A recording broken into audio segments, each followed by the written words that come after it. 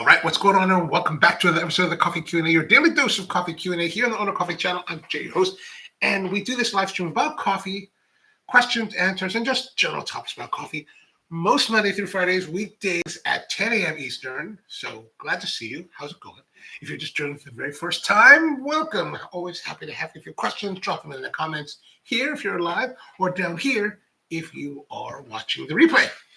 So today, what's going on, Mr. Power Plant? How are you? Today, we're going to be talking about something called the Jewish apple cake. And this is an interesting cake that, I grew up here in Baltimore, Maryland. And I grew up in a very, very Jewish neighborhood. I grew up in an area called Pikesville. Pikesville is heavily Jewish. Like everyone in my neighborhood was Jewish. We were the only non-Jewish Gentiles in the entire area. Quite literally, back in those days, if you flew over our area at Christmas time and you looked down at night, you would find our house because we were the only house with Christmas lights. So, I grew up with it all. Bagels, rugula, all this kind of stuff. And now, I don't really remember this when we were living there in that neighborhood. We moved away in 1989. So my family moved away from 1989. I was already living in Honolulu by that time. The fast forward many years to the time when I had a company called J Shave Ice, and we were doing shaved ice and some other stuff. Naomi, how are you? Good to see you. Kent is with us. What's going on, Kent? How are you? Mom, he's here. M0's here. How's everyone doing? Power Plant says that bun pan is well used. Yes, sir. Yes, sir. The pan is very well used. So last week, let's go fast forward. Last week, when we did our apple tasting, my mom was like, "Oh, you have a bunch of apples from your show." I was like, "Yeah." And she's like, let me use that to make the cake. And I was like, "Okay, cool." So now this apple cake is something that my mom has been making for us since the first days that I started doing coffee. So when we had J Shave Ice, we had to start doing coffee in the wintertime. And this was one of the items she was like, "Let me do some baking for you."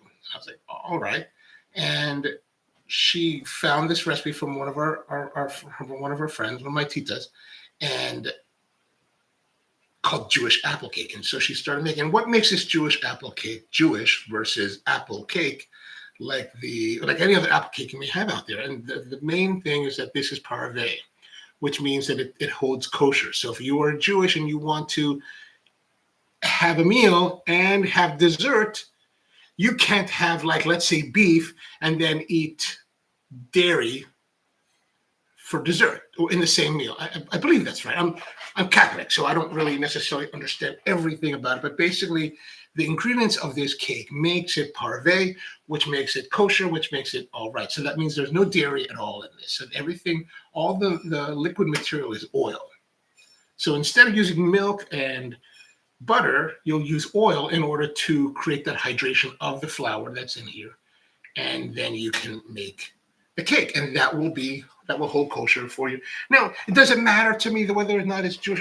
Certainly to a certain extent, we do have some Jewish customers that came in over the years, but we're very excited to have this cake, and they're able to keep kosher. So that's always a really nice thing. But in the overall grand scheme of things, I'm a gourmet freak, so I'll eat whatever comes to my way as long as it tastes good. And I think this cake traditionally tastes really good. Now, I had just presumed because, the Jewish migration from Eastern Europe, all these Eastern European Jews came, to America, settled in different regions, New York and LA and Baltimore. I just figured, well, they're Germans, right? So German Apfelkuchen is going to be part of what it is. So I just figured all of this was from the German tradition. And maybe to a certain extent, it is derived from the German tradition. But evidently, from what I was reading, in order to do this live stream, turns out the history of this cake is actually very regional to Baltimore or to Maryland, to the Mid-Atlantic. Now, this one article that I have down below, linked, that has a recipe that's similar to this. It's not the same recipe, but it's similar. That guy did some research, and he found that, he thinks that it comes from Philadelphia, Pennsylvania. But he's from Philadelphia, so of course he's going to say that. Whatever, man. We have more Jews in Baltimore than in Philadelphia. So I think it's a Baltimore thing. But he even notes that part of his research shows that a recipe of this cake originates from Smith Island, Maryland, which is about 2.5 hours from where I am in Baltimore. And so who knows? It could be Pennsylvania somewhere, because there's a lot of immigration there. There could be. I was surprised with that. I didn't expect there would be Jewish people in Smith Island. I was like, oh, that's something to learn, because they're far away from here, right? But evidently, it could be from both. But it's definitely a Mid-Atlantic thing, because as he was relating in his article, when he was living in New York City, people there were like, "What are you talking about? There's no apple cake here. We have other apple stuff." And then I was reading on Google before that. They had, it said that the Jewish apple cake could be of Polish origin. But if you look at the Polish cakes, the apple cakes from Poland, they're more like, like a puree of apples layered in between some breading material. Now, the way this is made is very similar, could be construed that way, because you're making a batter from eggs, flour, oil, sugar. And then, we're putting sugar in it, and then you're making that batter, and then you're sugar cinnamoning your apple slices, and then you pour the batter, layer apples, pour the batter, layer apples, pour the batter, layer apples, and then you bake. So maybe there is some validity to that, rather than mixing it into the batter completely, homogenizing it, and then putting it into the form. So these are all different potentials for this. But the thing is that I was really surprised. It comes from this area. And I was like, all this time I've been dealing with a hyper-regional menu item, and I never realized it. Andrew's with us. Have a day to you. Good to see you. Let's get into that cake, says Naomi. I'm hungry. I'm here. I haven't had anything to eat myself. Powerplant says, it depends on how strict you are. Some will have 2 sets of different silverware, one for dairy and one for, I hear you. I mean, I knew people that were like that, right? I knew people that were more like, I don't think they call them Jack Jews. There's a term for them, and I can't remember what it is, but, like Jack Christians, I think is what we call, anyway, whatever. But those who would eat pork and just be like ravenous, hungry fools versus those who are still like having Seder and building their Passover huts in their backyard. So I grew up in a neighborhood that had the whole gamut. Right? So interesting. But I understand. I get the whole pork thing, right? Like, even I think in Catholicism, and then by extension Christianity, there is some of that restriction, like on the Lent thing. I think a lot of that comes from whether you're Muslim or Christian or Jewish. I wonder how much of that restriction on the pork may have come from a time when, if you didn't cook your pork fully, like when we were young, you had to cook your pork really hard because of that worm parasite that could make its way into your body, which is never, after having a parasite myself this summer, it's never a fun time. So I get it. So why not have the rabbi and the imam just say, hey, pork is haram. We're going to save lives. And I get it. I totally get it. And, bacon. Because you know what? When you're in the Middle East and you've had bacon all your life and you start eating beef bacon, it's good for like 3 days. And then you're like, I had enough of this beef bacon. It's just not the same. Good morning to you, Cheryl Alt. How are you doing? Good to see you. Good to see you. And Powerplant says the sort of basics for kosher rules are no mixing meat and dairy, no pork, shellfish, or cloven hoof mammals. I hear you. One of my good friends who's actually Native American, he's very much a non-hoofed meat eater. I'm always like, at least we can get fried chicken, and we normally do. All right, let's have a look at the cake. Let's get into the cake a little bit, and then we'll make some accoutrements to eat with it. Now, this cake is fully baked, but it's not finished. You have to. We're going to do some powder coating on it, right? So I've got my spatula. If you want a nice spatula, this Atco spatula, very nice quality, and I just kind of wedge it in here.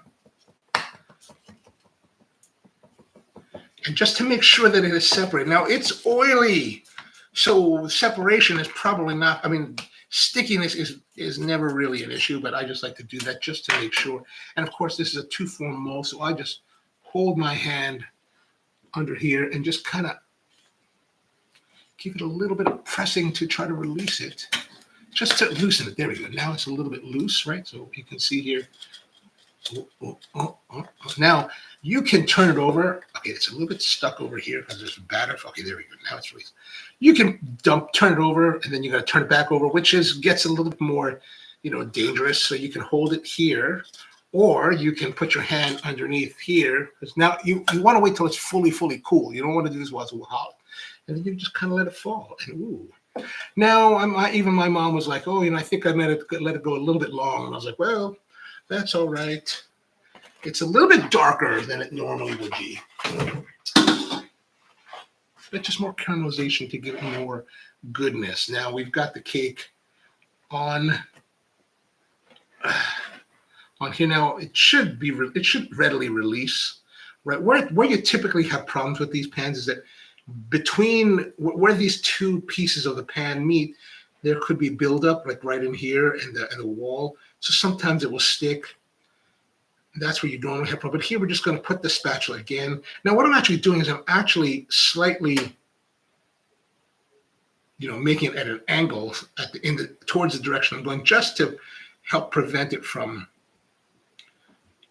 catching. And then you don't have to go all. You just go wherever you want. Now the nice thing is that this cake is very. Well, part of it's peeling off. Look at that. There's a little bit of that. All right, that's good. Now we should be able to lift it off. It's not coming off easy.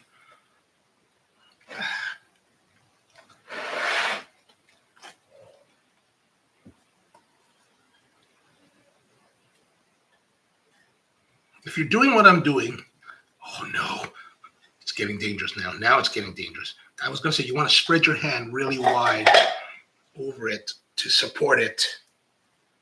Make sure your hands are clean. Or, that doesn't matter. If you're at home, it doesn't matter. If you're working like me in a commercial environment, you should always have your hands clean. But not to worry. I did wash my hands before we started.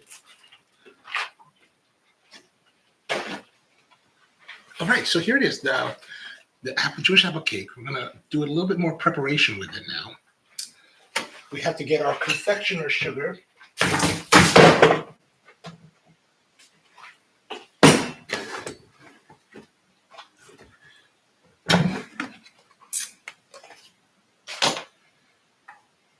And we're just going to take the confectioner sugar. This is just sugar, but powder form, right? And I'm just going to take a little bit onto this strainer, and we're going to go liberal on this thing. Actually, it probably was better if I used a deeper.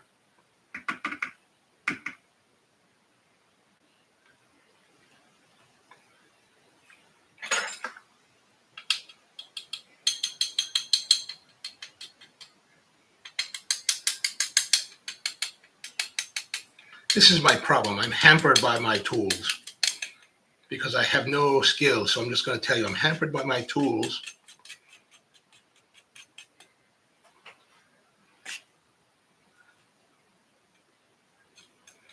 Andrew, how you feeling? I heard you were a little bit ill while you were away.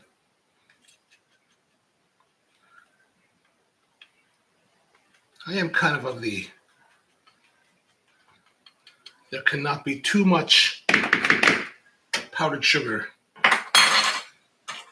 mindset.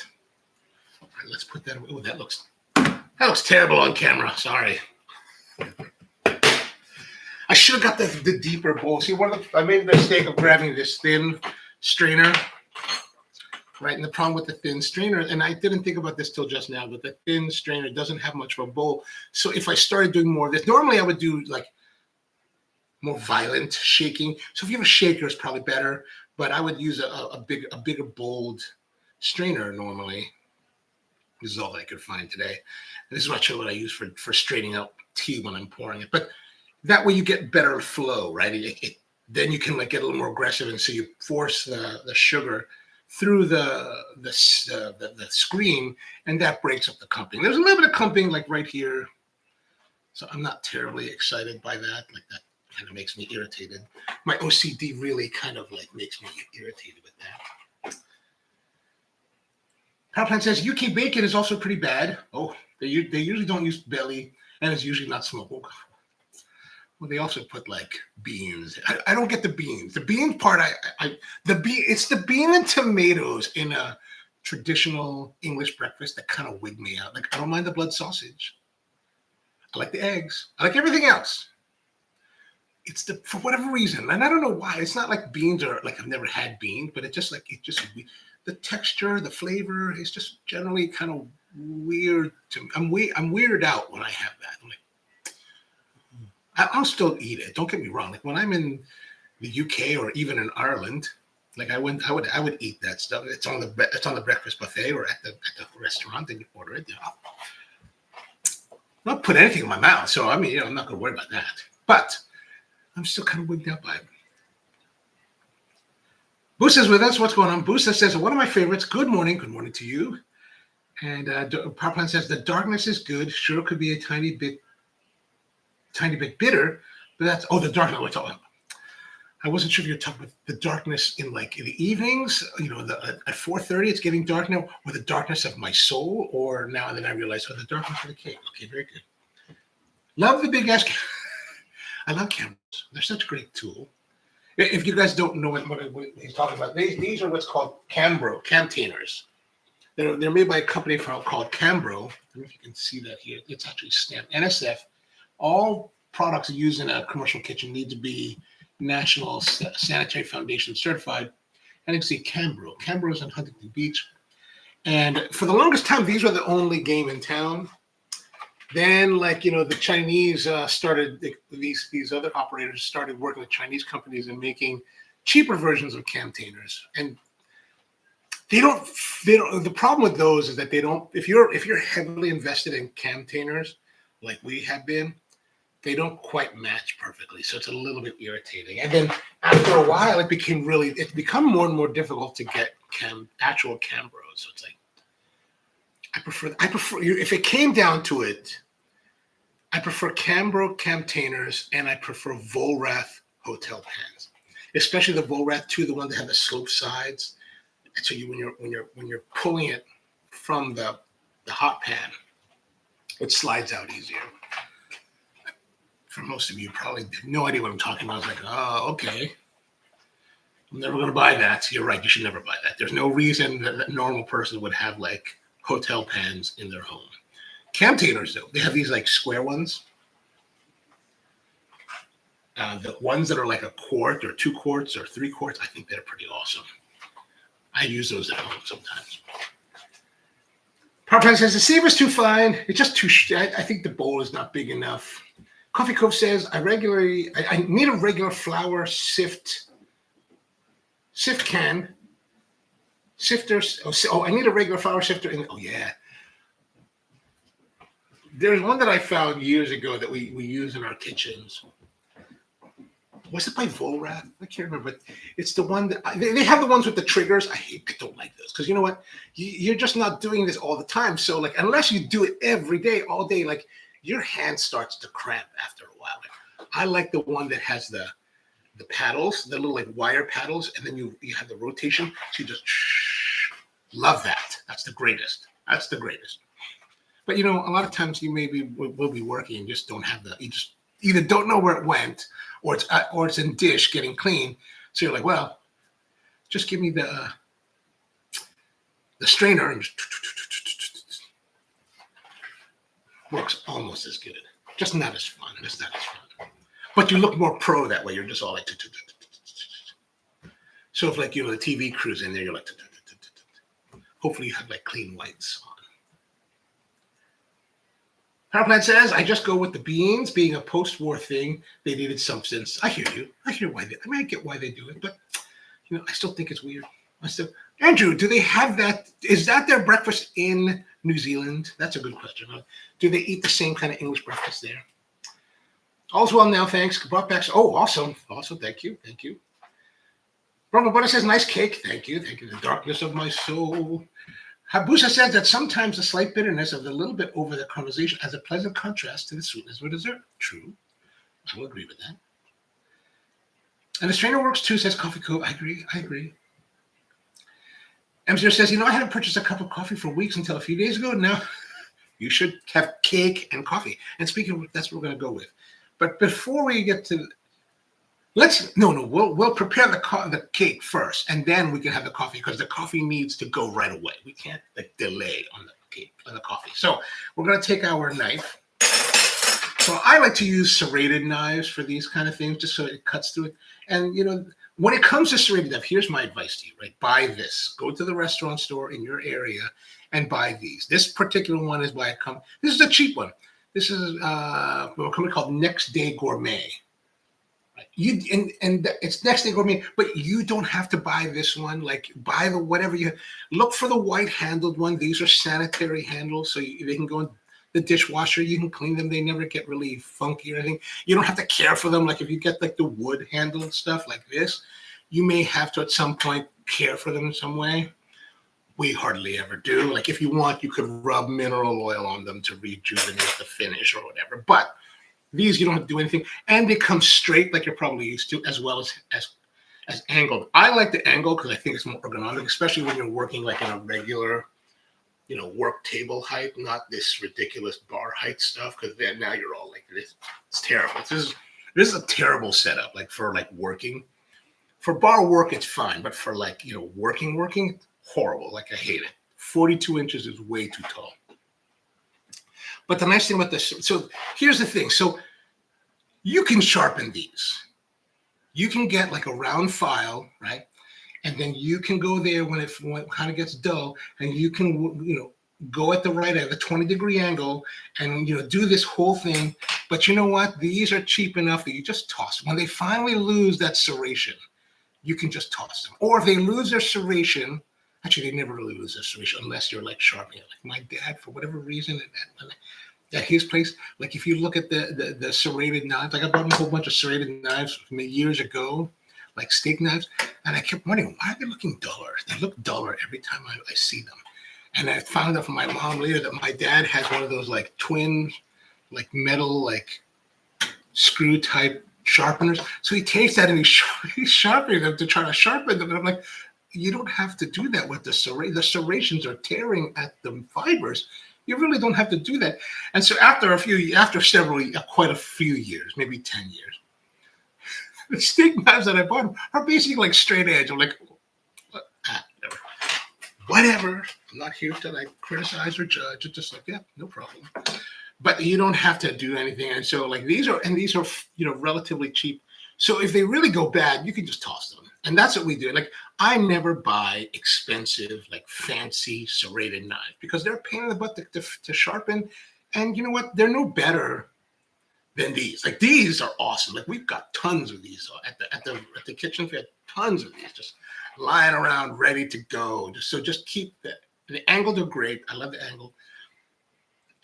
And that's another thing. So which reminds me, when it comes to if you're one of those people that wants to buy coated pans, the ones that have now I can't remember, Teflon coated pans for nonstick, don't buy the fancy stuff. Just go to the restaurant supply, find the one you can get for $15, but aluminum based and all that. Buy that, use it. It's gonna die. It's gonna be damaged. It's gonna get scratched. It's gonna be bad. It's gonna start to, you're invariably gonna heat up too much. It's gonna start leaching volatiles into the air that are going to be a detriment to your health. And well, that's fine, but eventually you're going to scratch it. It's going to be no good. And you're going to have to throw it away. So whether or not you bought the $10, $15 pan from the restaurant supply for cheap, or you bought the big all-clad for $500, you're still going to have to throw them away because they're still going to live the same life. So don't waste your money on that. Buy the D3 or the D5 regular all-clad. Those are great. The coated all-clad, what a waste of money. All right, let's go back to cutting. M0 says there's something about the smell of coffee, eggs, and bacon cooking that that is for sure. That is for sure. And a cigarette. Plus, cigarettes are always kind of fun, I think. Okay, so let's cut. We're just going to cut here Find the cross cut here, then just drop it in. Now, because this is layers of like sliced apples, you do want to have kind of a slicing action as you cut into it. So that I didn't really cut it quite symmetrically, but that's all right. That's all right. That's all right. Now we're going to take our server, get under there. Ooh. Now look at that. So you can see the cakes are, the apples are layered throughout the batter. Right, so you can see here the layers. Now, unlike the blueberry muffins that we make, we don't want it to be totally like saturated with like too much fruit like that. The blueberry muffins more fruit. This is more of a balance of fruit, right? And what I'm interested to know about this is that normally you use something like Granny Smith apples or maybe Jonah Golds, but in this particular case, we're using all the apples we had last week. So I just had one of each, and I just took a wedge out of them. And so I guess my mom sliced them up and she put them in this batter. So there's going to be a difference in the way that I'm expecting a difference in flavor, a difference in texture with this, because they're different apples, and they're going to be. I don't know what the kind of distribution she used. Like if it was me making it, I might be a little bit too crazy. Like I need to homogenize all of my like apple slices so that they're fully blended and equal. It's a psychosis, but yeah, we're gonna find out. We're gonna find out. So we're gonna put this here. Now we're gonna make some coffee, and we're gonna go and make my favorite coffee again, the short Americano. And I know some of you had some questions like, "Oh, is this?" I forgot what the questions. If you have questions, let me know, and then we will continue answering questions. Let's go over here to the espresso machine. We've got our E61 wrong switch. La Valentina E61 group head, see E61, right? This is my first espresso machine ever, and I was always very excited to have it. Oh, it's a little bit dirty. I have not used any of the setup since last week, Thursday, when we did the live stream. So everything is still set to the same position that we were then. So what we're going to do is we're going to pull a test shot. Now, this machine's been heating it for about an hour now. So we're going to pull a test shot and see. Oh, I think I remember the last time we went to a little bit finer. So I'm going to adjust the grind.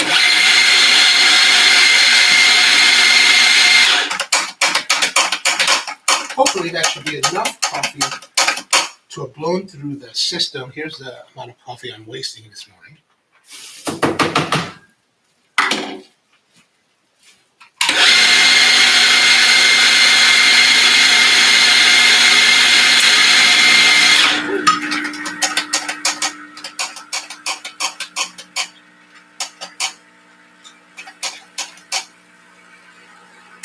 think I need to ask one of my friends to go work in their shop.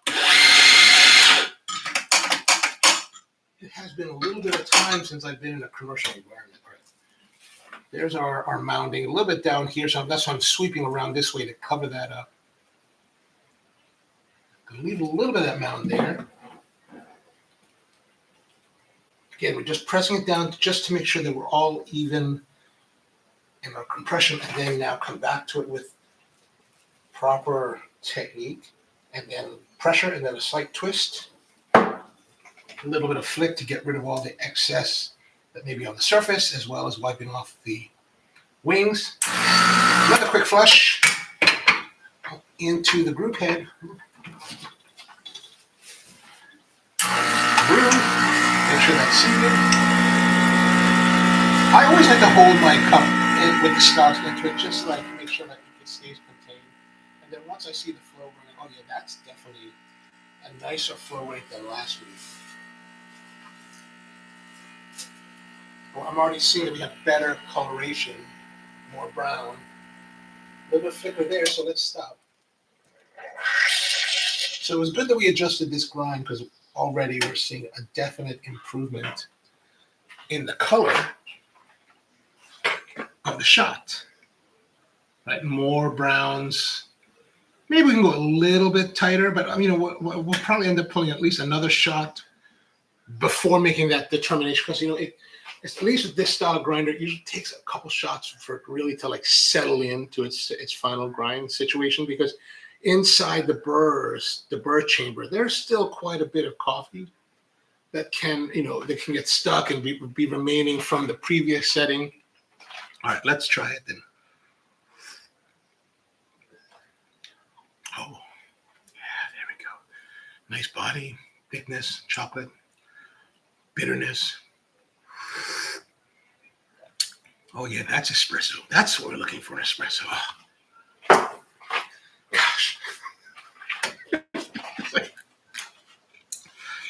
Sometimes you drink coffee, you spend time, and just drinking. And a lot of times I'm just drinking coffee now. Like I'll just drink coffee and drink.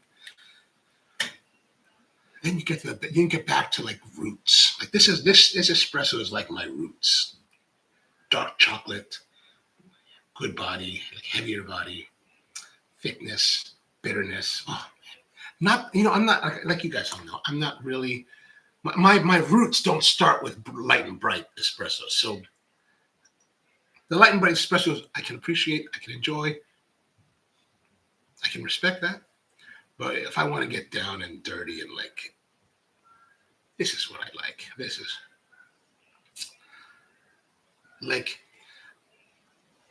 is the espresso seduction, right? If you're a woman, you want to seduce me, and you make espresso like this, you can have your way. You can have whatever you want.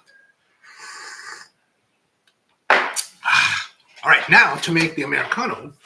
And like I told you before, my favorite drink is really the Americano. And I love it in the 6-ounce, double shot in a 6-ounce cup because it's just a nice compact form factor.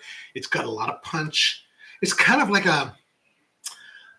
almost like a bigger espresso, right? If you do it well, it's like a bigger espresso.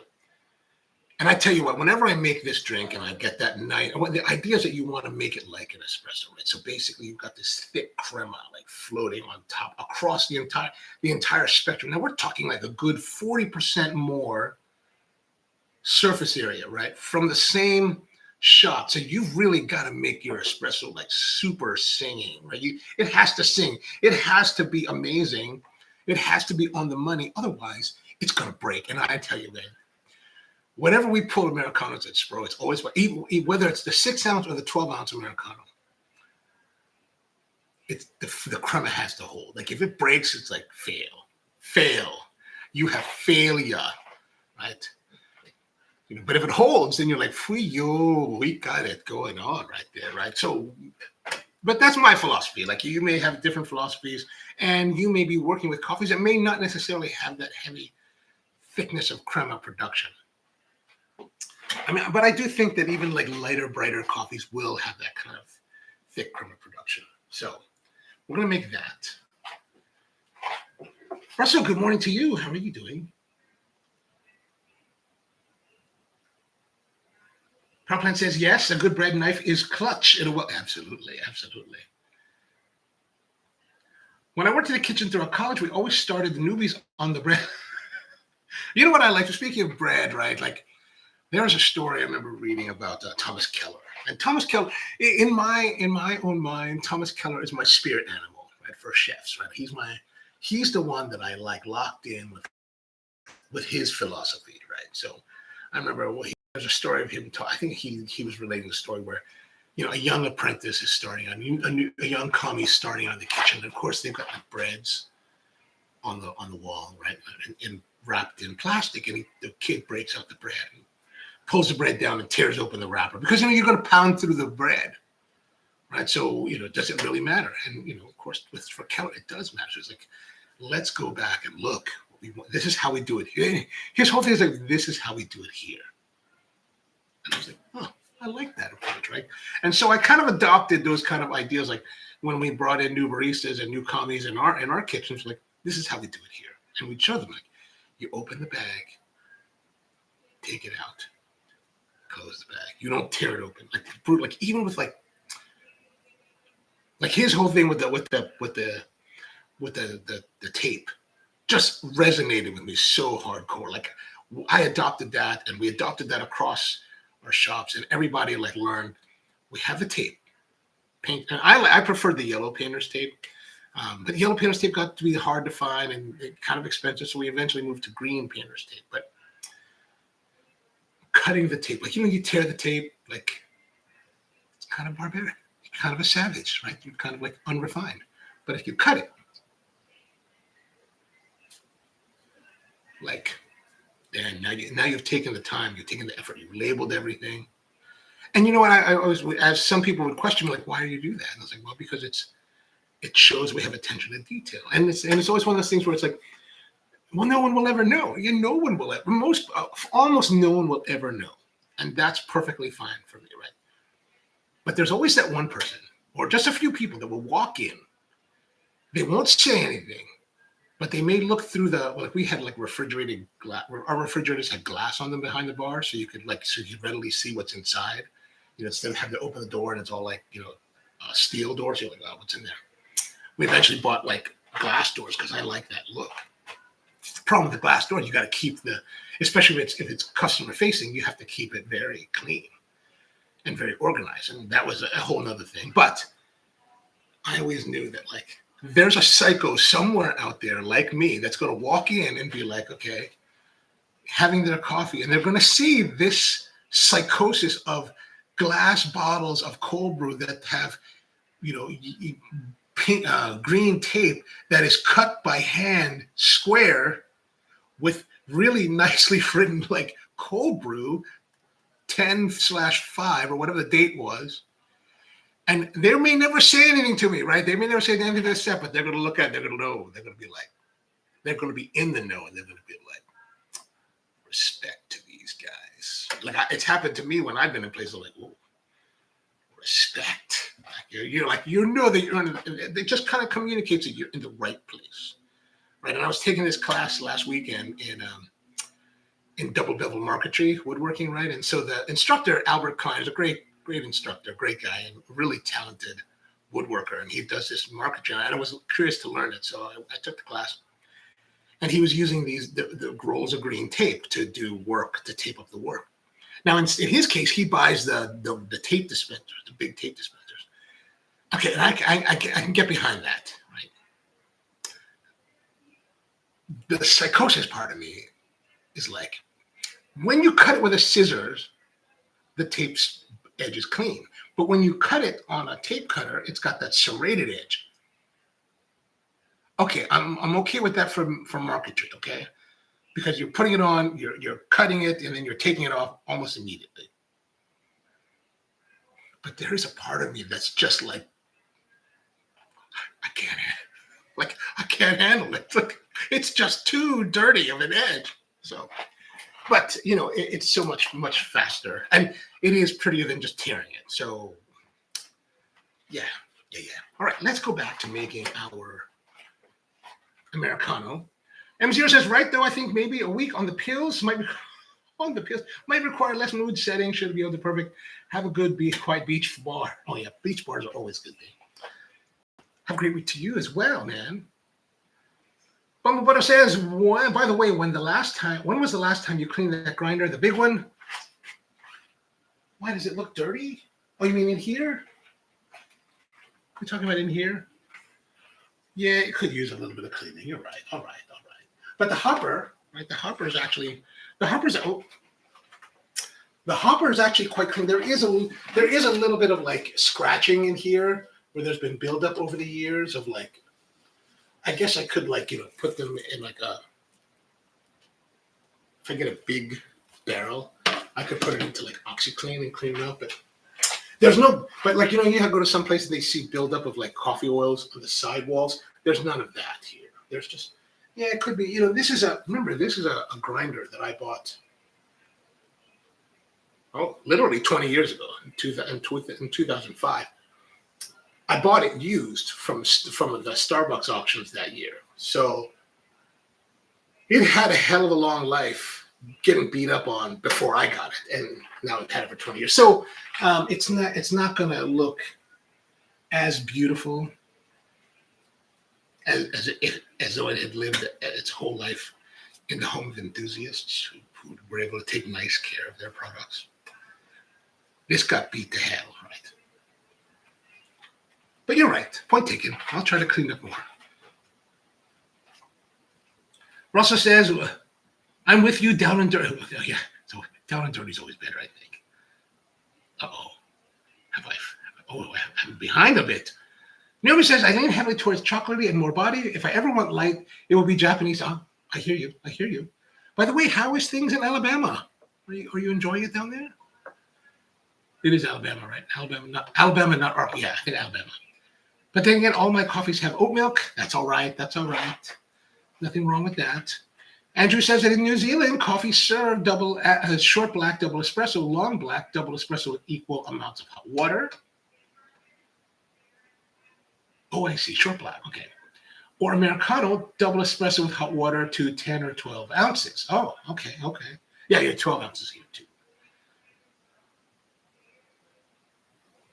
Yeah, long black, double espresso. See, I always thought of long blacks and like my guests who were like from Australia that kind of help us guide us towards what might be a good long black. We would do double shots. It'd be a little bit larger than this because we would use to-go cups for 8 ounces. And so it'd be a little bit slightly different than this for a long black. Or is that long black. Oh, they do have a distinction between long, because I always thought they kind of were like maybe Australians are different, right? They're always like fighting with us. But long black, Americano. It used to make me irritated, but. Powerplant asked, Andrew, in New Zealand, do you usually add espresso to water or water to espresso? If they're charlatans, they add the water to the espresso. If they're true coffee lovers, they add the espresso to the water. There's just no more debating about that. We're just ending that debate. Like, those people are charlatans because you know why? They're upside down. The blood is rushing to their heads. I get it. I don't hate them for it. I understand. I accept. Christ allows me to accept that and love them none this much the same. So it's okay. It's okay.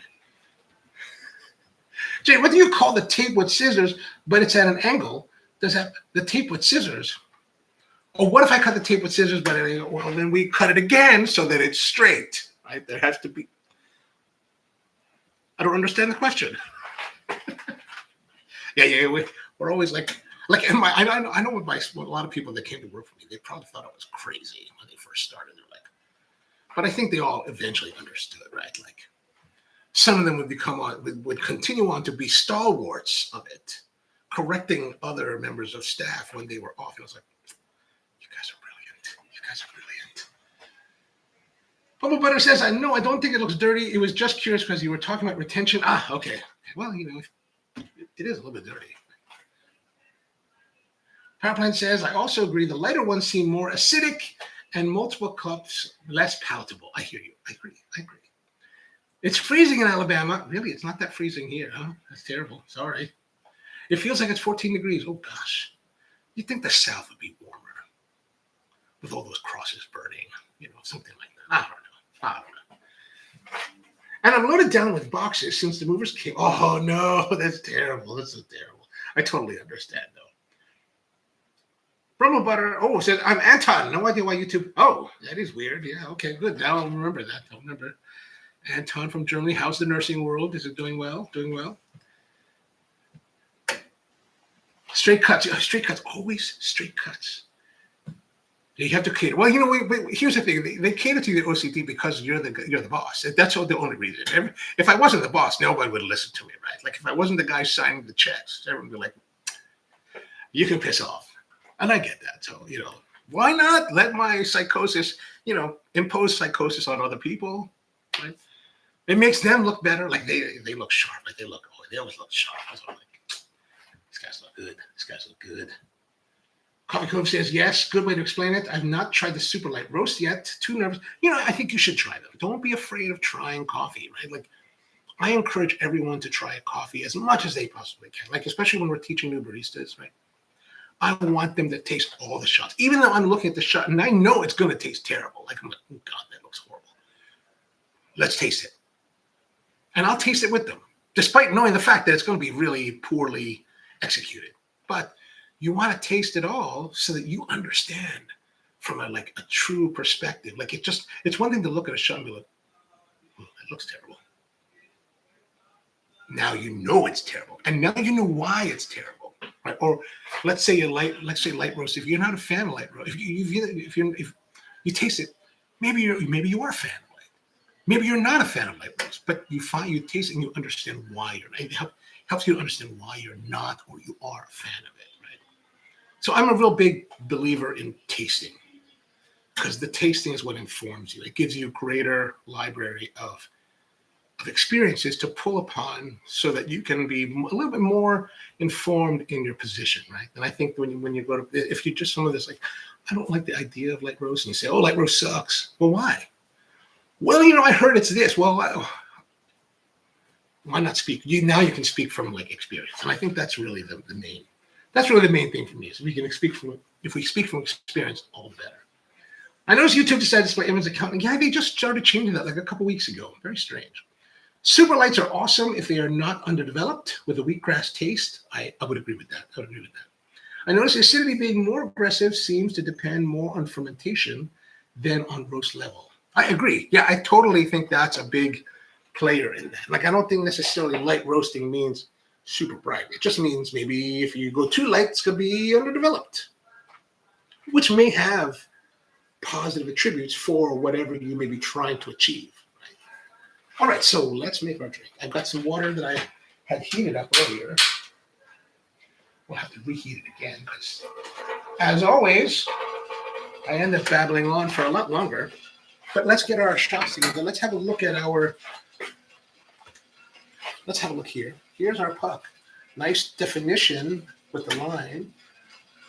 Good compaction, so a lot of good resistance. See, as you see, I'm pressing pretty darn hard, and really when I'm pressing here super hard, you can see an impression. But for the most part, not much impression. Even if I'm getting some firm pressure, I like to see that. Now we're going to knock it out. And we look here, no residual oil, which is an indication that we were able to stop the shot at the right moment to get all of the good and hopefully none of the negative into the shot, right? So, like what we talked in the past, I use this as a gauge to see where we were in the shot. Are we under-extracted, over-extracted, or hopefully just right for the extraction? And I think in this case, we were just right in the extraction. Now, whether you're over or under depends on a lot of factors you're paying attention to while you're pulling the shot so that you know where you are in that process. And I like to rinse it out. And then I always like to put it back in the lugs just to let excess water drip out of it. This one I didn't get too much of. But that way you're not like, you rinse it out and you're like moving it here. And now you've got dripping water all across your countertop and you have to do more wiping. And again, when it comes to the world of like professional coffee, you want to try to have an economy of motions so that you don't have too many repeated motions, too many wasted motions that burn more of your time and makes it it just makes you less efficient and it overall will increase the amount of time that you make drinks so that you can service guests. Right? All right, so let's grind the coffee.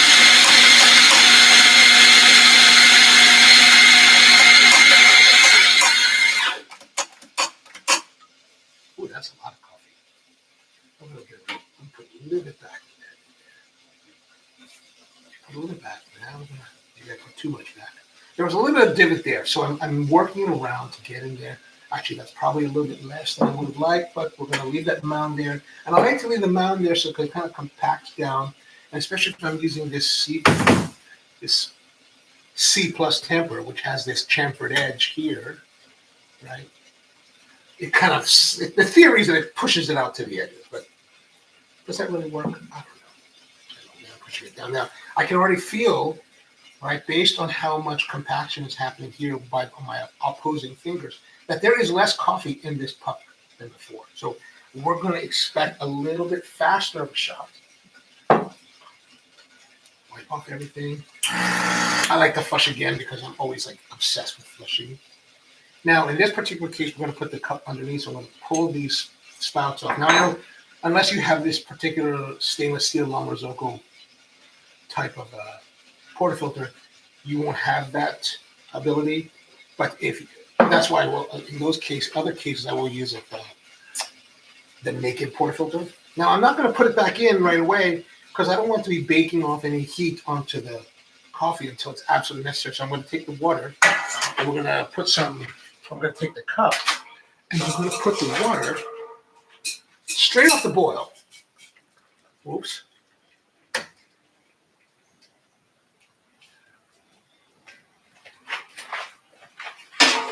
So I'm putting it, you can kind of see how high I'm putting it there. And now, hopefully I won't drop any grinds into it. Lock and load, and here we go.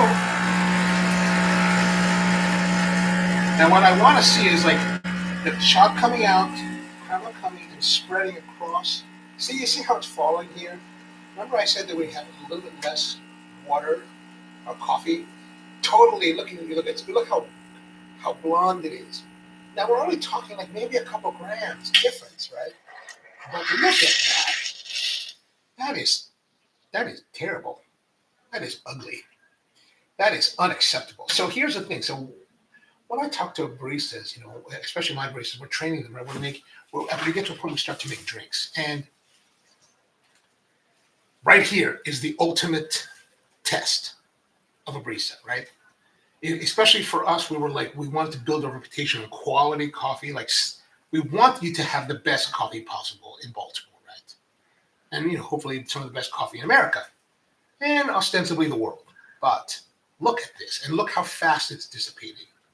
This honestly is rubbish. Unacceptable rubbish. Now, the barista has the choice, right? And I leave the choice to the barista all the time, right? I always tell them, you're the ultimate arbiter. It's up to you to decide what happens, right? Like, here's this shot. I'm scared to put it close to the cake because it's so. Oops. It's so. Oh, here, I can slide this. See, there's so little creme in here that it shakes so much, right? It makes me nervous because I don't want to spill it. But look at this. There is some brown, but look how thin it is. Like, if you were served this, you would be disappointed. Like, I would be disappointed. I'd be like, what is that? This is an Americano? It's just like from Amadeus, right? This is rubbish, right? You can't have this, right? So I would always tell the baristas, like, this is your choice. Now, it's your choice to serve. You have to make that decision. Do you serve this or do you remake it? In my case, I would like to see you remake it, right? Because this moment here is everything we fight for. This represents $2. What is it? Maybe like $3, $4. Now, if we're selling this today, maybe $3, $4 for this drink, right? Maybe it costs us $1 to make it. Right? So if we toss it, we lose $1. And for let's say we charge $4 for this. So our cost on this, maybe total cost would probably just to make it be $1, maybe $1.25. If we toss it and make another one to replace it, now that serving has cost us $2.50. Our margin has been, we've wiped out our profitability on that drink. We've shrunken our margin incredibly. We can't really pay for the rent after that point. Certainly, you can't pay for the labor by doing that. But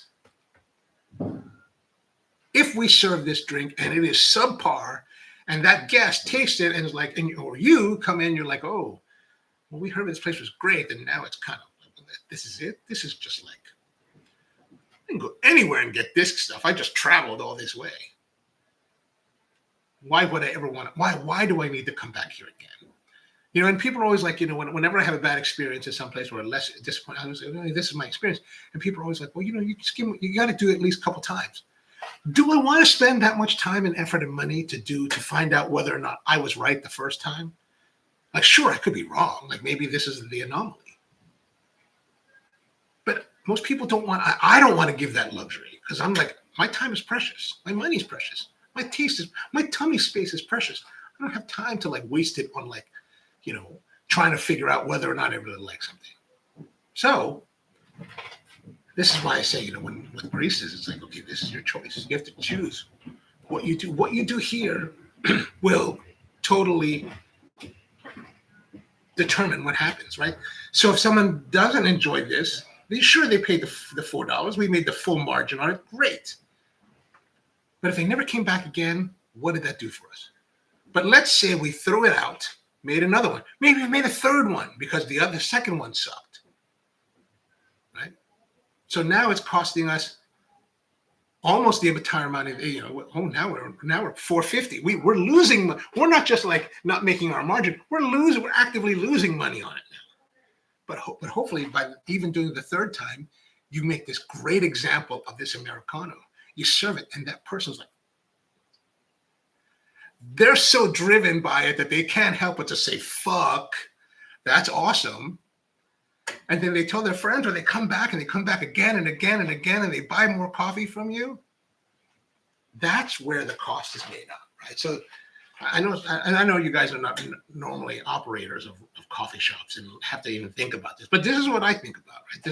This is kind of the battle that we work with. And so, but I do leave it up to the baristas. Like, it's up to you to decide this. Like, I train you to the point, and I've had baristas come to me later after things have happened, and they're like, oh, well, I did this, and I was like I remember one really clear example. We used to work with this deli for some sandwiches, and one of the sandwiches was this powerhouse sandwich, which was 7-grain bread with Munster cheese, lettuce, tomato, sprouts, and then you could put your own. They gave you packets of mayo and mustard, and we had those prepackaged. And honestly, it's a very dry sandwich. It's for a very particular audience, but it is a very dry sandwich. So if you're a powerhouse sandwich person, you kind of know what to expect from the sandwich. So I wasn't there one day. It was a Sunday afternoon, and one of my baristas was working, and she was like, "Oh, I had this customer." She called me. She's like, "I want to let you know this. That we had a woman come in, and she ordered the sandwich. She ate most of it. Then she came back to me, and she said she didn't like it, and she ate most of it, and she wanted a refund, and she said it was too dry, and I said no." And she said she got mad and she was going to call she said, "I'm going to call the owner," and blah, blah, blah, blah. And she said, "I just want to let you know this is what happened." I said, "Fine, no worries." So then when I saw her in person the next time, I said to her, "You know what?" She was like all worried, right? Like, is she in trouble? And I said, "Here's the thing. Part of the reason why you're here is because I feel that I can trust your good judgment. Use your best judgment at all times, right?" And she's thinking about protecting the bottom line, which is a great thing. It's an important thing.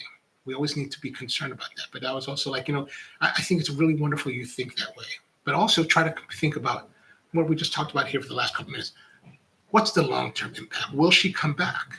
Is she someone that you may think will come back? Will she talk better about us? No, she never called. This woman never called because she ate the whole sandwich pretty much. So she knew, she knew that she didn't really have much to stand on. So I think that, I think that's a big reason why she didn't bother to push anything. And she didn't complain to anyone, so I didn't hear anything from anyone else about it. So that was a good thing. But I told my barista, I said, "You know what? You're here. I'm not." She's like, "Do you think I should have done something different?" I said, "You know what? You're the one that's here. I can only hear what you have to tell me and what this customer may tell me at some point. But I can't tell you what you should have done. You had to do what you wanted to do, what you felt was right in that moment. And I'm here, and you're here because I trust you to make that judgment, and I'll back you up 100% on it." Right? And to me, that's what's important, is that, you get good people that you hopefully can trust to make the right call. And you got to back them. Even if they make the wrong call, even if they make a call that you think you would have done something different, you got to back them because they're your people. You got to protect them. You got to give them that. I don't think the term is value, but you have to give them that confidence that you have their back. Of course, if they're doing something egregious, that's a different narrative. But in this case, she wasn't. So this Americano, actually, the creme, overall, the creme is held up well. So that's a good thing. But it just didn't look nice, and I'm not pleased with it. So we're going to replace this with another one. I'm just going to grab another cup here. One that's getting dusty after sitting up on that shelf for a long time. So I'm going to rinse it out a little bit. All right, now we're going to redo this shot and try it again.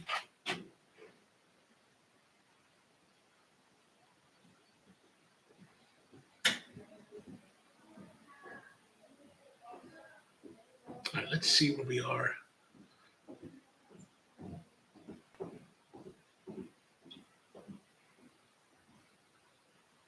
Russell says light roast sucks, and I speak from experience. PowerPoint says, well, it's on trend. Sounds like a skill issue. It's always a skill issue. I think we're the only two light roast enthusiasts here, Anton. You know, I don't have any problem with light roast. I mean, don't get me wrong. Like, one of my good friends is Tim Windlebow, right? So him and I've always like battled, you know, always had kind of like fun arguments on like which is better. Like, you know, light roast is stupid, dark roast is a waste of time, you know. So, but you know, like when you go to a great roaster that selects great beans and roasts it with care, like Tim, you know, you're almost always guaranteed a good time, even if it's not necessarily to your taste, right? Like I like the medium roast, right? I like more development. I like more Maillard reaction. I like more sugar, more caramels. But it doesn't mean that if somebody makes a really nice, like let's say Ethiopian natural and it doesn't like roast on it, doesn't mean that I can't enjoy it and find really, you know, a good time with it. So I think it's good to keep that in mind. You know, that it's not always just the approach. It could also be, you know, the skill of the roaster, you know, and the skill of the roaster is not just in the roasting of the coffee, the physical roasting, but it's also in the selection, right? What kind of selection of coffee can that roaster attract? Coffee who says, being nervous about not trying super light is because my system palate does not allow me to drink. Well, I mean, you know, you don't really have, like, it's one of those things where, like, let's say like with this Americano, right? I presume that this Americano is rubbish. It's subpar. It's not worth serving to the esteemed guest that comes in. But I will taste it, right? Even though I think that's going to be rubbish. Now, it is a bit thin. It's not quite what I'd like, but you know, it's not utterly horrible. It's not dreck. It's not the stuff. It's not the Jamaican Blue Mountain that I had yesterday morning on the way to the paintball field.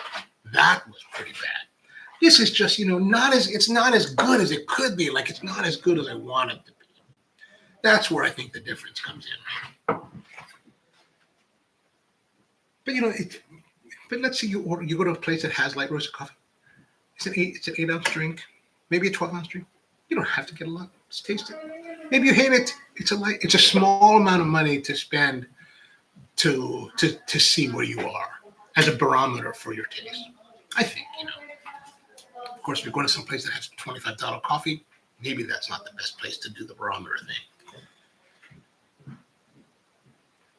Anton says, I understand if you want to give it a try, I recommend a washed instead of a natural. Naturals tend to be more aggressive for the stomach. Oh, yeah, that makes sense.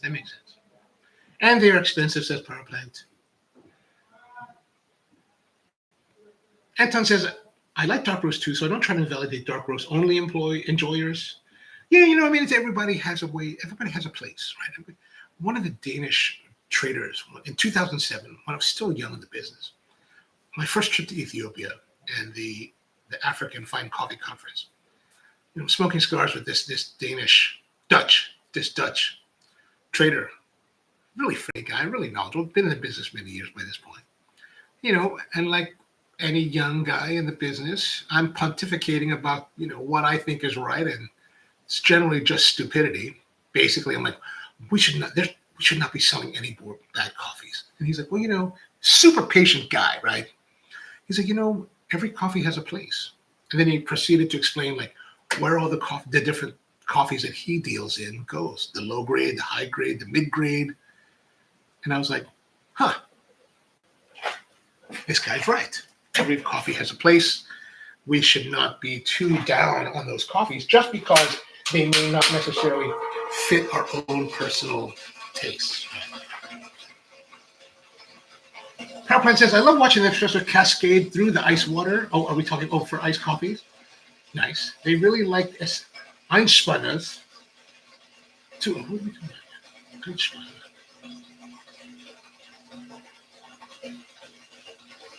Very aesthetically pleasing as well. Anton's asking, what's an Einspanner? You are German. I think Einspanner is actually Austrian. If I remember correctly, that one of my friends from Austria was telling me about it or something. I think we even talked about it on this show once, quite a while ago. But I do believe it's Austrian. At least according to the Koreans, Oh, I just looked it up. Einspanner. It's Austrian, but they say Einspanner. I don't know.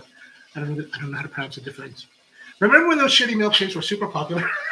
The ones with like 2 feet tall candy with whipped cream on them. They're still popular around here. They're still kind of popular. I know a couple places still make them. Those guys made out like that. Yeah, there was just too much whipped cream. I was like, where is this? It's huge. It's got all this like Snickers and Oreos on top. But what good is that when there's just too much cream? Busa says, don't forget about me and my love for light. I hear you, man. I hear you. Don't worry about it. I hear you. I find it fascinating that Tim Winnable has literally become a farmer himself. Well, some guys are, he's crazy. These Norwegian guys. Kent can explain. They're crazy. They're strange.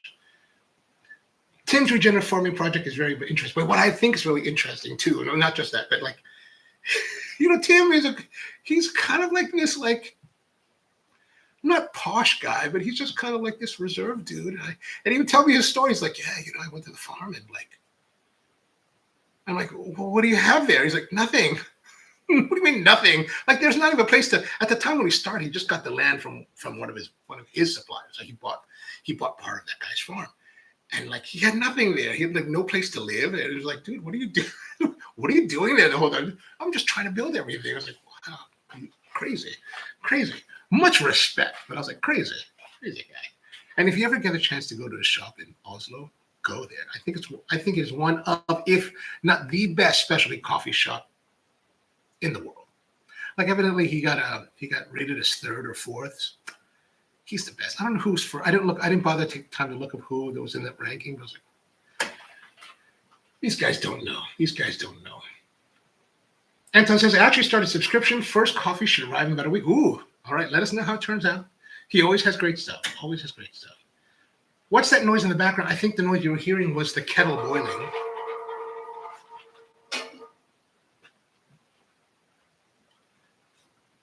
And Anton says he only has one bag, so no freezer, so he can't do more than one. He can't do more than the one bag there. Can't do more.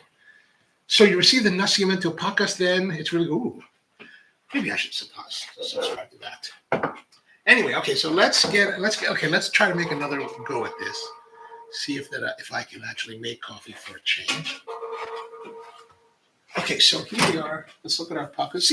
Let's see where our variances, right? So if I press here, there is. So I usually give about the same amount of pressure. So there is a little more give. So that kind of proves my theory earlier from saying that there's less coffee. Knock it out. We did stop it at the right point, right? Because there's no residual oils. But it just goes to show that there's just not enough coffee. Not enough coffee to give the oomph that we want for this drink. So now we're going to try again. Now I will probably err on the side of more.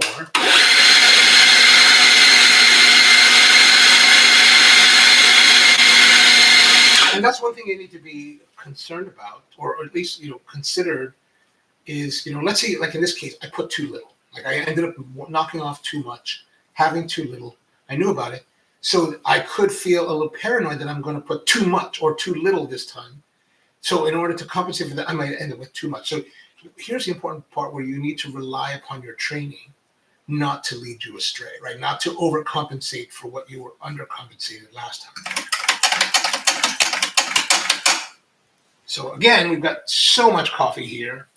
I'm just going to knock off that, which may give us, that looks like it's going to be all right. I might like a little bit more, but we're not going to change that. Okay, let's put this here. Let's drop this on. Let's get a feel for it. Yeah, I think that's pretty good. Maybe a little bit light. Look at this mess here. This is why I don't like white countertops.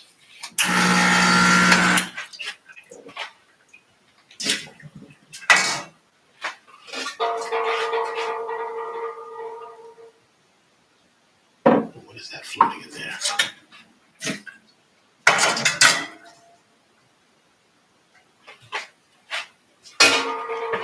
Okay, now we're ready to go.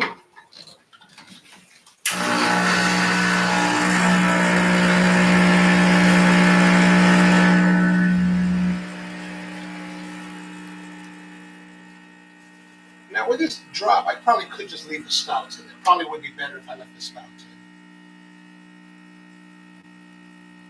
Yeah, see, too little. I think too little. Yeah, see, that's not like the first shot, right? That's not good. That's not nice.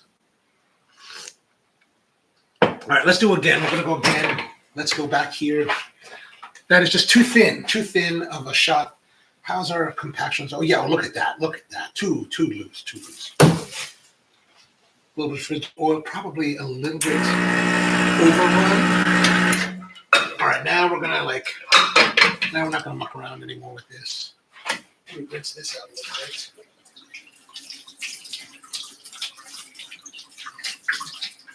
Yeah, I'm actually not doing this necessarily for your pleasure, but really more for mine, because I don't want to eat the cake unless I have beautiful coffee. So this is really more just my selfishness at work. That's really what it is. Okay, more coffee.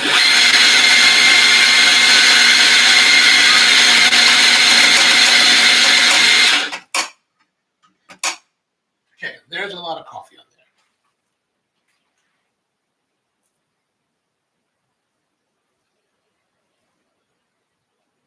Okay, now that's too much, but not so much, just a little bit too much.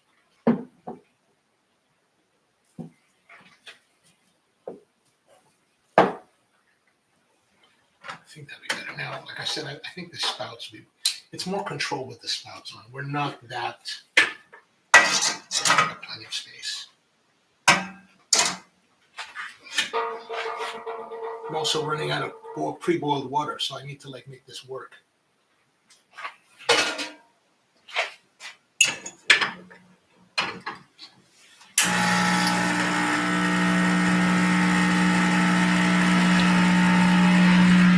Come on, baby, come on. Light my fire.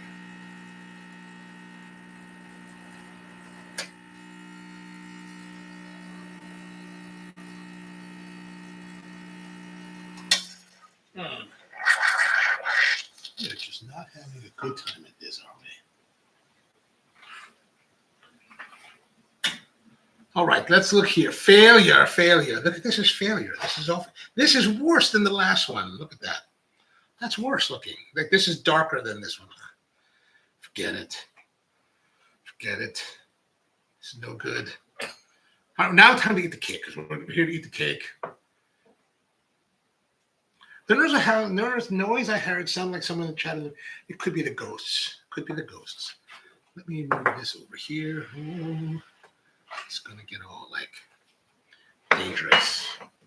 Okay, so we're gonna break into the cake. Ooh, nice and moist on that. You can see the edge here is the inside edge. Oh, yeah. Even though it had a little bit more caramelization than I normally see on it, the interior is still very moist.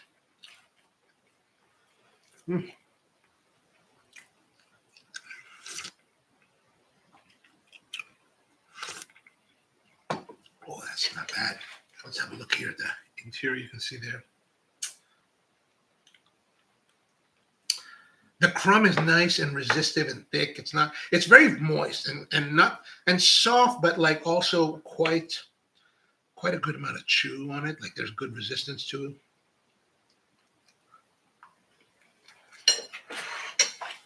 Oh, now we're really getting into the meat of the apples. There's still a little bit of snap to the apple.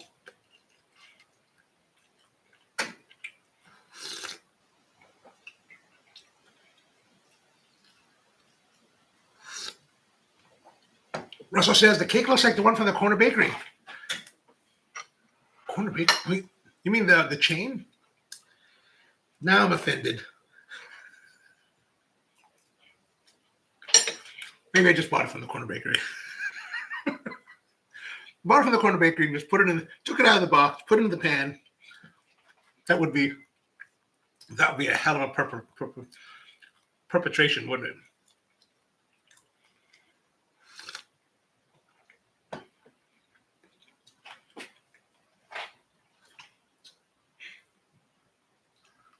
Anton says, at least he's bringing something. If it was Omnia. Oh, that's funny. Omniel's a good guy. Like, have you, by the way, speaking of like funny YouTubers, I've been watching, for some reason, YouTube's been giving me a lot of the Dave 504, that bassist guy. He's always like, this is about bass. And I'm like, man, that's kind of funny. 13.5 million subs. I was like, whoa. Maybe I should make videos like that. This is about coffee.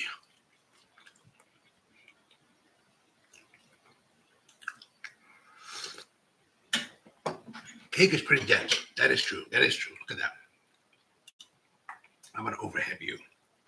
I mean, it's nice. It's nicely balanced. It's not terribly sweet. It's got good sweet. It's really pronounced like apple flavor to it and character.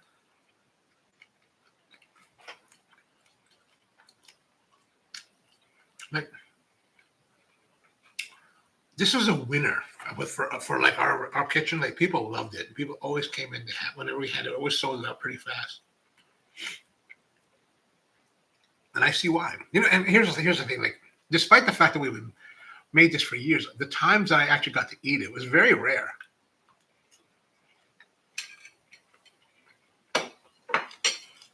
Because, you know, you're selling it. So it's like,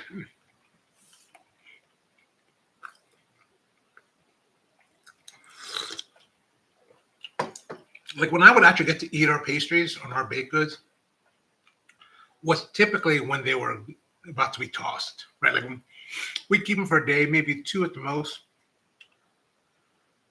And then when it was time to get rid of them, like, I'd eat them. That's when I would eat them. So I never ate any of our baked goods at the peak of their desirability because, you know, well, we wanted that to be for our guests. So now in this modern era, I get to enjoy them, you know, kind of first taste. So it's like,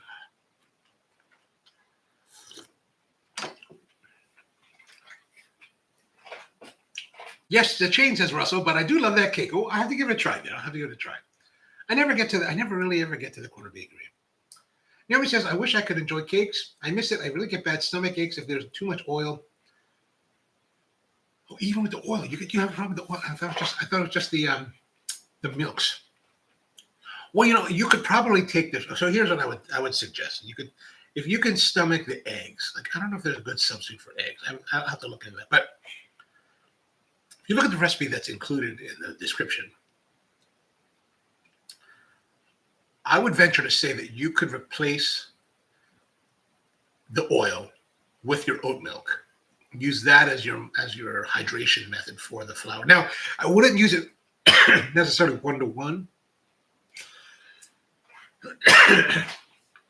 Remember, I said it's a batter, right? So you're putting a little bit of the batter at the bottom of you're oiling the pan, bottom of the pan, batter, and you know, you're also like not Jewish, so you could like put whatever you want in it. Like, this is the recipe is designed to be kosher.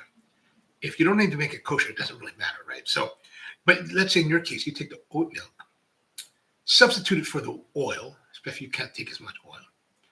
And as you're adding the oat milk, watch it. And once you reach the texture of batter that you would like, stop. Right there, done. Then maybe make a note of how much that is, and then you bake it off and you see like, oh, did I like this result? Is it too wet? Is it too dry? Then adjust your mixture accordingly, right? And you can also, you know, I don't remember how the guy wrote the recipe. Like, I don't know if it's by volume or if it's by weight. Especially by weight, it's much easier. But you can also scale down the recipe to do smaller batches, smaller versions. So let's say you don't want to make a 9-inch cake that's 5 inches high. You can reduce that to half and make a smaller cake, and you should have the same proportions. Now, if it's in grams or by weight, much easier to just straight divide it and then be done with it. If it's volumes, then you have to convert the volume to weight. And like, you could probably look online, and I'm sure there's probably ways that they show you how to like say, okay, 1 cup of flour is equal to this on average, what we would do is we were converting recipes. We would actually make the recipe, and as we were making it in volume, we would actually weigh it, convert it, and then work with it that way. So a couple ways to do it, but if you don't want to make the full batch, you certainly can make it in smaller batches. But you can play with the recipe and substitute other ingredients to fit your dietary needs. That's really what I'm trying to say with this long-winded answer.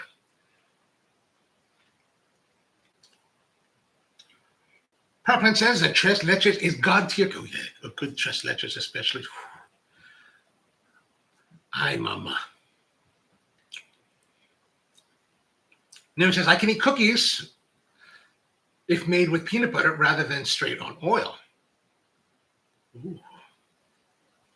Peanut butter apple cake could be something. Power Plant wants to know, what about coconut oil? That's crazy. Peanut butter, says Anton. Peanut butter has so much fats. What kind of oils are we talking about here? And then I know, and Anton says, and then yes, there's a lot of processed cheap oils. We have a lot of processed everything. And Anton, what's made with good butter? I mean, that's a good question. Like, we do have, you can get like some nice quality butters here from different purveyors, but yeah, I don't know. That's a good question for Naomi to consider.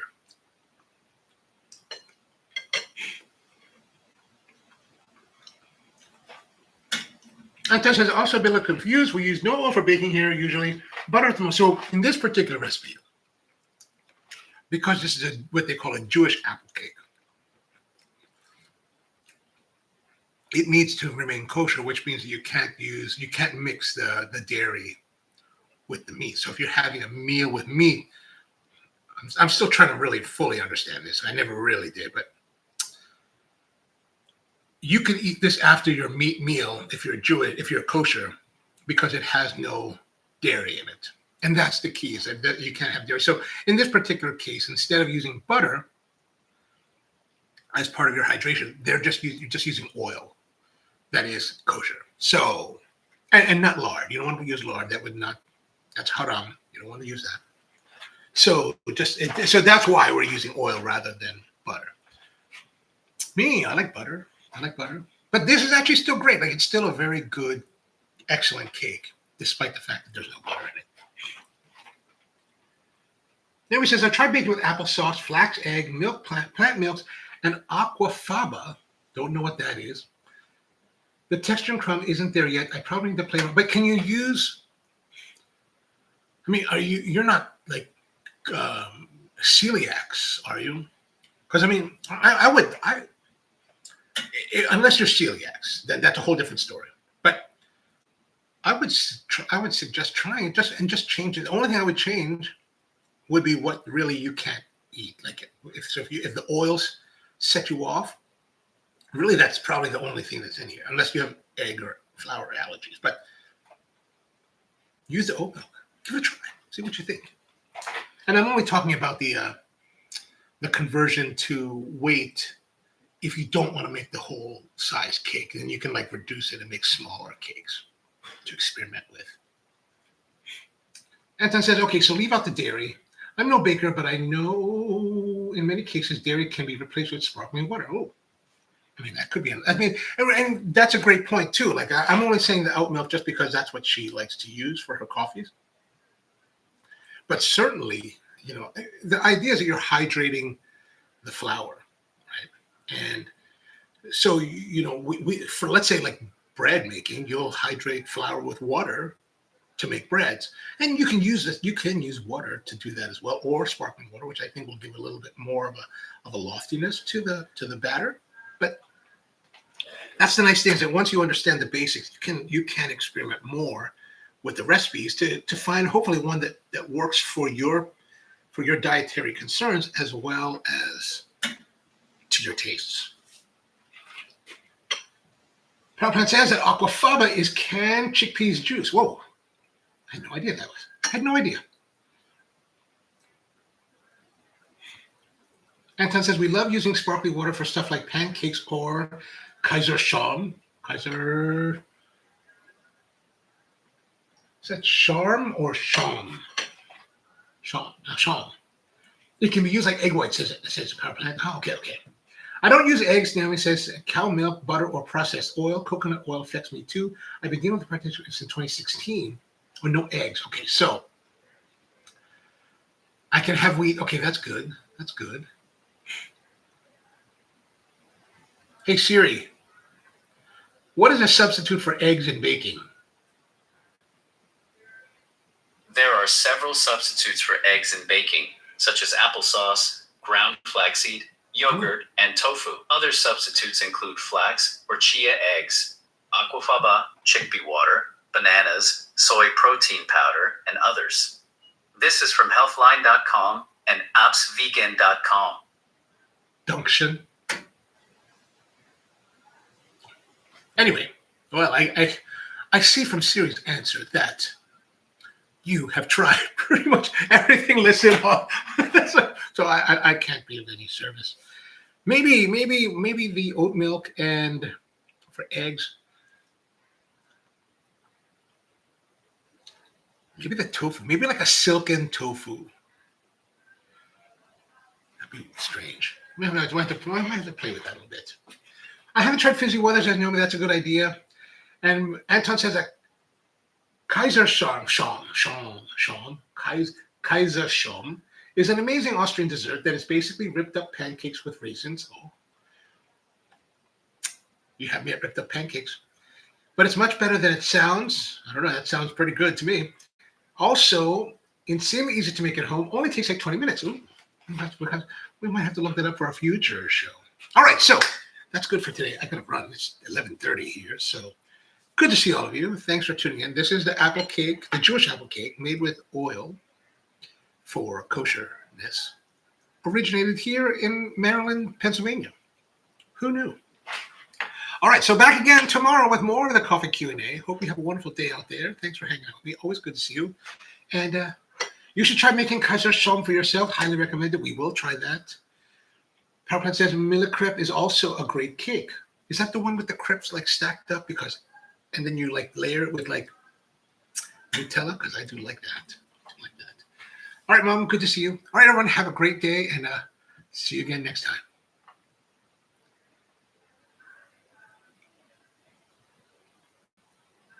I'm overweight, and I still eat cake there, Naomi, so don't worry about it.